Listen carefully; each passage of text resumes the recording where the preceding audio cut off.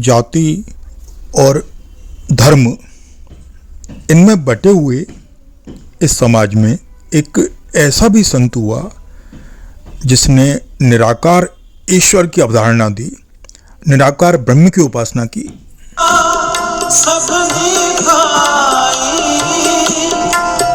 ये महान संत थे पंजाब की भूमि से, गुरु नानक।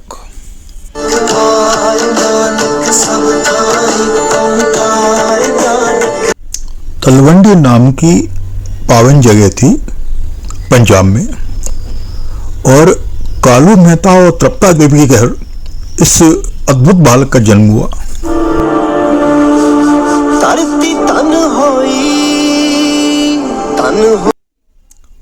उनकी उम्र जब 4-5 वर्ष की थी तभी उनके माता पिता को समझ में आ गया था कि ये बालक असाधारण है, इसके प्रश्न असाधारण हैं, इसकी सोच अलग है, इसकी अवधारणा अलग है और ये अलग तरह की जिज्ञासाएं देता है।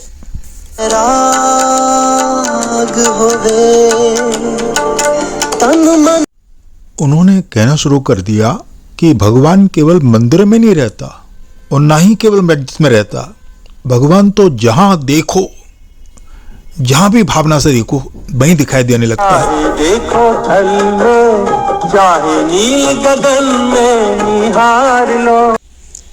ईश्वर केवल मूर्तियों में नहीं है, केवल कर्मकांड में नहीं है, हमारे चारों तरफ है, विशाल आकाश में, पक्षियों में, फूलों में और हर जान में और हर अनजान में ईश्वर ही छुपा हुआ है।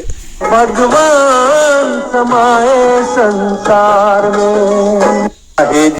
अब उनके प्रश्नों के उत्तर गुरु लोग तो क्या दे पाते, तो उन्होंने प्रकृति में उनके उत्तर देखना शुरू कर दिए और प्रकृति में उन्हें उनके उत्तर मिल भी गए, क्योंकि वो हर रूप में, हर भाव में ईश्वर को ही देखते थे।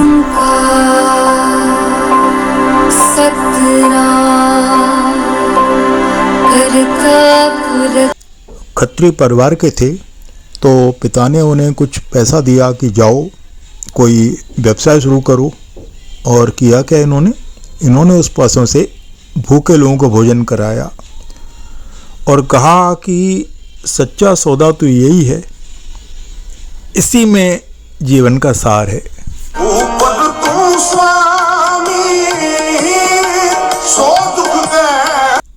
उनकी शादी कर दी गई सुलक्षणी देवी से, 2 बच्चे भी हो गए, लक्ष्मीदास और श्रीचंद। परिवार की जिम्मेदारी आ गई तो एक नौकरी भी कर ली, नौकरी की अकाउंटेंट की, और अकाउंटेंट की नौकरी करते हुए उन्होंने ये भी जाना कि काम करते हुए हम ईश्वर की आराधना कर सकते हैं। सुमर मनुआ। अब उनकी लाइफ में एक टर्न आया। एक दिन वो नदी में नहा रहे थे और अचानक वो अंतर्ध्यान हो गए।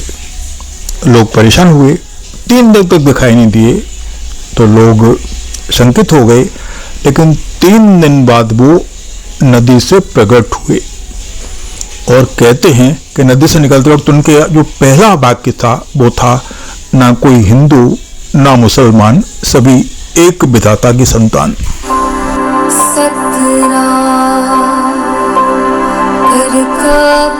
उन्हें पूर्ण चेतना या आत्मज्ञान प्राप्त हो गया कि सभी जीवों में घट घट में एक ही तत्व समाया हुआ है, और अपने इस ज्ञान को समाज के साथ बांटने के लिए उन्होंने अपनी जिंदगी को तैयार कर लिया और निकल पड़े अपनी असीमित यात्रा पर।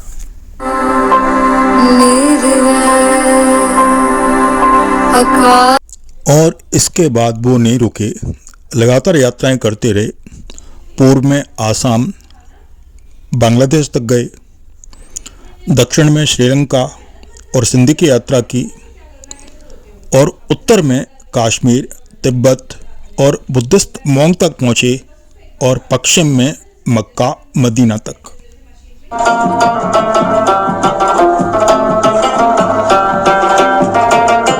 वो जहाँ भी जाते भाई मर्दाना उनके साथ होते और उनकी कीर्ति उनसे पहले पहुँच जाती।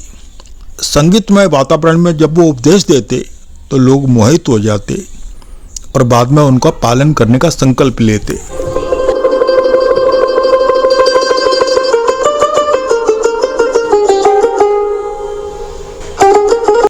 मक्का में वो एक मस्जिद में सोए और ऐसा कहते हैं कि उनके पैर मक्का की तरफ थे, तो लोगों ने उन्हें टोका कि भाई ऐसा कैसे सोते हो, मस्जिद की तरफ या ईश्वर की तरफ पैर करके सोते हो।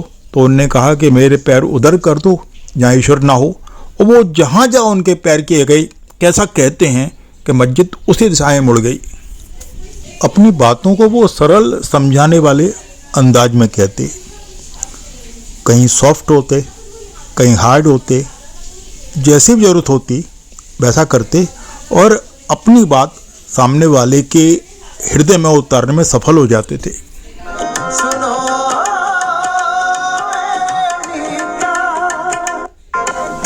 अलग अलग जगह की यात्रा के अनुभव भी अलग अलग थे, लोग बाग अलग अलग थे, पर वो जानते थे जैसे सभी लोग एक ही सूर्य से ऊर्जा लेते हैं, ऐसे ही सभी प्राणी एक ही तत्व में रमे हुए होते हैं।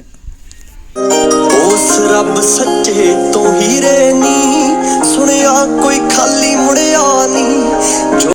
एक गांव में उनका बड़ा स्वागत सत्कार हुआ, तो उन्होंने वहां कहा, अरे तुम लोग उजड़ जाओ। लोगों ने पूछा क्या कह रहे हो बाबा? तो उन्होंने कहा तुम जहां भी जाओगे अपने खुशबू फैलाओगे, हर जगह अपने जैसे लोग क्रिएट कर दोगे।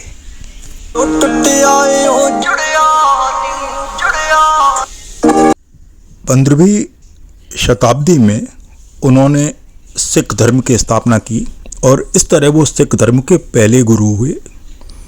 और आप सब लोग जानते हैं कि इस धर्म का जो मूल वाक्य है वो है एक ओंकार सतनाम।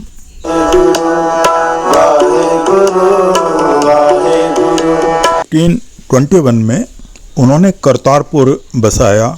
अब करतारपुर पाकिस्तान में है, तो वहाँ उन्होंने खुद खेती की, लंगर शुरू किया, सब बैठ कर के एक साथ खाना खाया, कहीं कोई कास्ट नहीं देखी। और अपने बेटे को नहीं, उन्होंने गुरु अंगद सिंह को चुना अगला गुरु बनाने के लिए।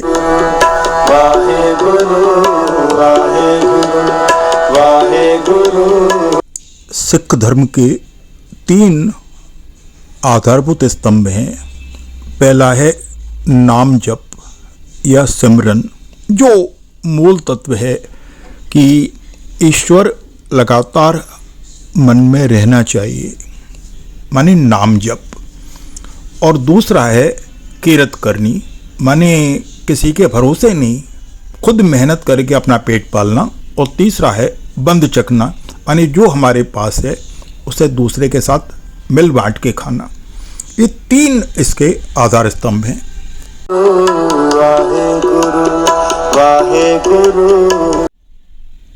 सिख धर्म में 10 गुरु हुए हैं और 10वें गुरु के बाद गुरु ग्रंथ साहब को ही गुरु माना गया और अब निराकार रूप में उसी आदेश को गुरु आदेश माना जाता और उसके अनुसार ही जीवन व्यवहार किया जाता है।